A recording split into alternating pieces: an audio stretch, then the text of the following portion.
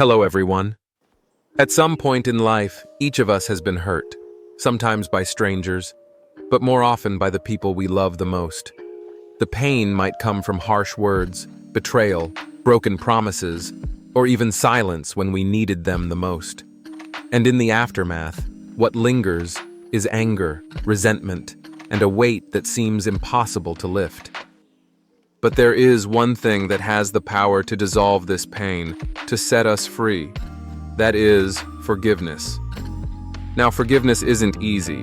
It doesn't mean you excuse the wrong or forget the pain, but it means choosing peace over punishment, healing over hatred. And today, I want to share with you 5 powerful ways to truly forgive someone who has hurt you. These are not just ideas. They are practices that can transform your heart, your mind, and your life.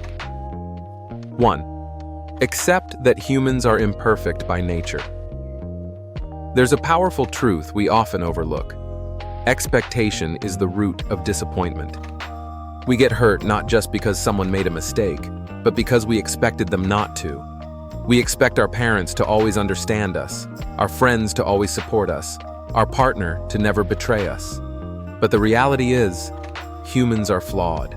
Even the best of us fail. The first step to forgiveness is to acknowledge this truth. Everyone makes mistakes, even the people you love. When you let go of unrealistic expectations, you begin to release the anger that those unmet hopes created. 2. Reflect on how anger destroys you, not them. Here's a quote that changed my life. Holding on to anger is like drinking poison and expecting the other person to die. Anger doesn't punish the one who hurt you. It punishes you. It steals your sleep, your peace, your ability to be present. It clouds your judgment and eats away at your joy. Forgiveness is not something you give because the other person deserves it. You forgive because you deserve peace. 3. Be mindful of negative thoughts that return. Forgiveness is not a one-time decision. It's a practice.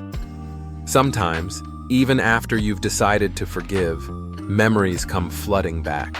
An old conversation, a smell, a song, and suddenly, you're reliving the hurt all over again.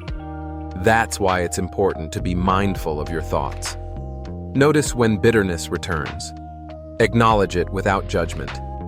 Then let it pass, like a cloud drifting across the sky.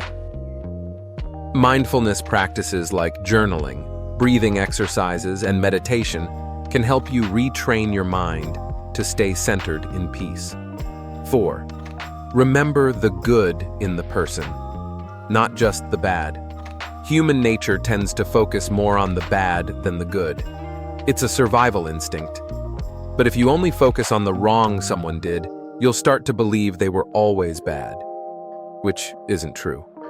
Even those who hurt us once may have also brought us joy at some point, a moment of laughter, a kind gesture, a memory worth keeping. Forgiveness becomes easier when you can see the whole picture, not just the part that caused you pain. It's not about excusing the hurt. It's about balancing your perspective. 5. Choose love over resentment. Dr. Martin Luther King Jr. once said, "Hate cannot drive out hate. Only love can do that." When someone wounds us, our instinct is to withdraw or retaliate. But love doesn't always mean closeness or reconciliation. Sometimes love means letting go from a distance, while wishing them well. Forgiveness is an act of love, not necessarily for the other person, but for yourself. It's saying, I refuse to let this pain control me. I choose to heal. I choose to live. When you choose love over resentment, you unlock the door to your own freedom. Forgiveness is a journey, not a finish line. It takes time, reflection, and intention. You might forgive, then feel hurt again. That's okay. Keep practicing.